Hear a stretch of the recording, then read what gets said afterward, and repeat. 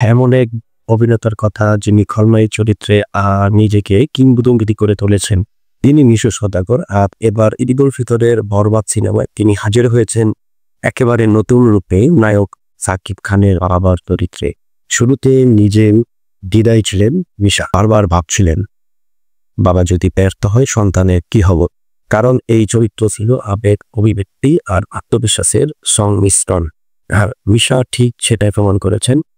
তিনি এই চরিত্রে অভিনয়ের জন্য যুক্তরাষ্ট্রে থাকাকালীন 6 মাস ধরে প্রস্তুতি নিয়েছেন। ডালাসে পরিবারের সঙ্গে সময় কাটিয়েও তিনি ব্যক্ত করেছেন আদিব মির্জা নামের এক কঠিন অথচ ভালোবাসায় ভরা বাবার চরিত্র। এটা শুধু আরেকটা সিনেমা নয়, এটা এক মনস্তান্ত্রিক গল্প, বাবা ছেলের সম্পর্কের এক অসাধারণ চিত্র। সাকিব খান ও মিশা সওদাগরের রসায়ন যেমন দর্শকদের হৃদয় গেঁথে গেছে। মজার ব্যাপার হলো বরবাদ ছবিতে মিশাকে দেখা গেছে একাধিক গেটআপে, এমনকি তার চোখের জল ছিল বাস্তব, কোনো গ্লিসারিন নয়।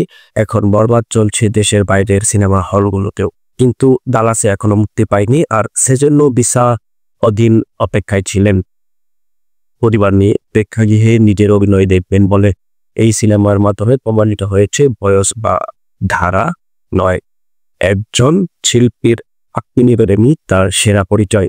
দর্শক হিসেবে আমরা ছোট করতে পারি মিশা সওদাগর আপনি নিজেকে ছাপিয়ে গেছেন।